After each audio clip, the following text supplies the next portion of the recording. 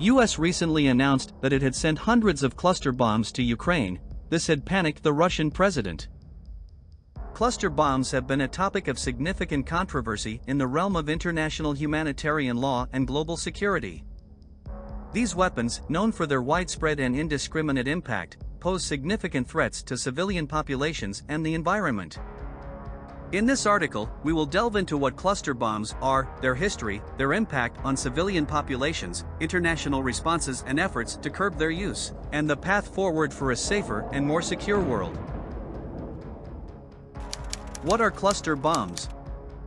Cluster bombs are a type of munition designed to disperse hundreds to thousands of smaller submunitions, often referred to as bomblets, over a wide area upon detonation. These submunitions are intended to target enemy personnel, vehicles, or infrastructure. They come in various forms, such as airdropped or ground-launched, but all share a common characteristic: the ability to cover vast areas with lethal fragments. History and military use. Cluster bombs were first used during World War II, but they gained widespread attention during the Vietnam War and have since been employed in numerous conflicts worldwide. Their appeal lies in their potential to neutralize large areas and targets, making them attractive to military strategists.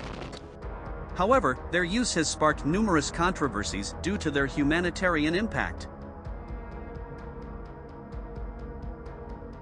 Impact on civilian populations. One of the gravest concerns surrounding cluster bombs is their indiscriminate nature. When deployed, they can disperse bomblets over a wide area, and many of these submunitions may fail to detonate upon impact. This leaves behind dangerous and unstable remnants that can injure or kill civilians, including children, long after the conflict has ended. Countries affected by cluster bomb contamination face the challenge of post-conflict clearance and risk education to mitigate these lingering hazards. International responses and legal framework. The devastating consequences of cluster bombs led to international responses aimed at addressing their use. One notable effort is the Convention on Cluster Munitions, adopted in 2008. The CCM seeks to ban the use, production, transfer, and stockpiling of cluster munitions, as well as provide assistance to victims and support clearance programs. As of my knowledge cutoff in September 2021, the CCM has garnered support from 110 countries, significantly reducing the use and production of cluster bombs. However, it's essential to acknowledge that some countries have not ratified the CCM, citing military necessity or self-defense. This has led to ongoing debates over the balance between humanitarian concerns and military strategies. Challenges and the path forward. Despite international efforts to ban cluster bombs, challenges remain. Non-state armed groups and countries outside the CCM continue to use these weapons, endangering civilians and hindering post-conflict recovery efforts.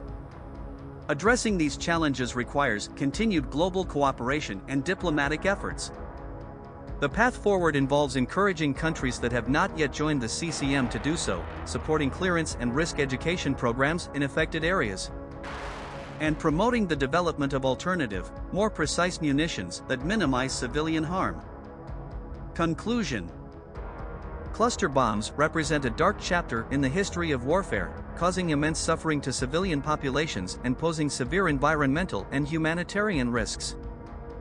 As we strive for a more secure and peaceful world, it is essential to redouble our efforts to raise awareness about the impacts of cluster bombs and advocate for their complete elimination.